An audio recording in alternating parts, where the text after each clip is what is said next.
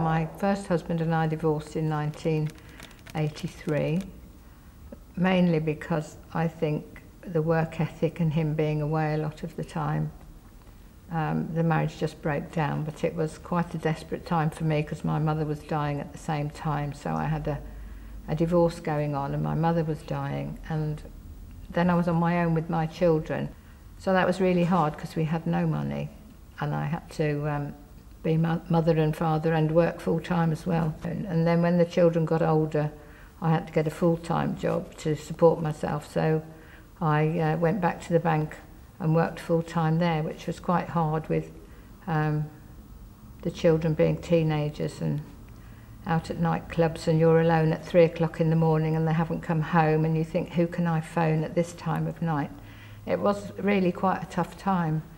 But during that time, I came to know the Lord in a personal way. My sister left the Catholic Church when she was about 17, 18, and she found herself living between two Christian people. And they kept trying to take her to crusades and things. And then eventually they were so persistent, she said to her husband, oh, let's just go and find out. So they did, and she was actually saved that night. So she saw things from a totally different angle, but I was still in the Catholic Church by then and very defensive of it because she was telling me all this new stuff. And when I was on my own and at Christmas and holidays when I didn't have my children around, I used to be quite despondent, so I used to go and stay with her, like at Christmas and weekends when the children I used to lose every weekend at that time, which I don't think was very fair. I had all the hard work during the week and I had none of the pleasure at the weekend. So I used to go and spend the weekend with her. So obviously I went to church with her, and it was only when I got inside, she was an Elim Pentecostal, so I mean it was a totally different world to where I'd come from. And you looked around and saw all these joyous faces enjoying church where normally you can't speak a word, you know, it's all silent and quiet, and people were having a really good time. And then I thought, well, I'd like something of what they've got, you know. So there was a time when I did give my life to the Lord in her church, along with my mum, who was at this point in the first stages of cancer. She gave her life to the Lord too. And so did my children, although it didn't manifest itself in them till a few years later.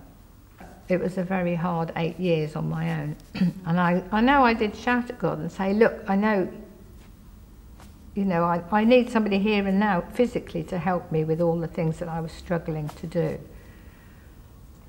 But I eventually submitted and said, well, Lord, I know I have to make you my husband, you my love and my comfort and everything else. It wasn't until that, it took me 8 years to learn that lesson. So I do try now to tell people, if they're in the position I was in, do that now, and then you don't have to wait 8 years, you know, for it to be put right. And then I met Ken, and you know, it went on from there really. Nobody actually ever said to me that you had to invite Jesus into your heart.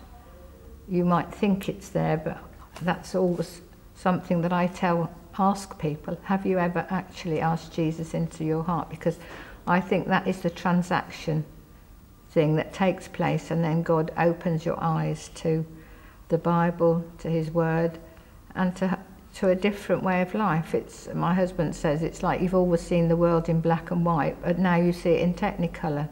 You see so many different things and look at it in a totally different way.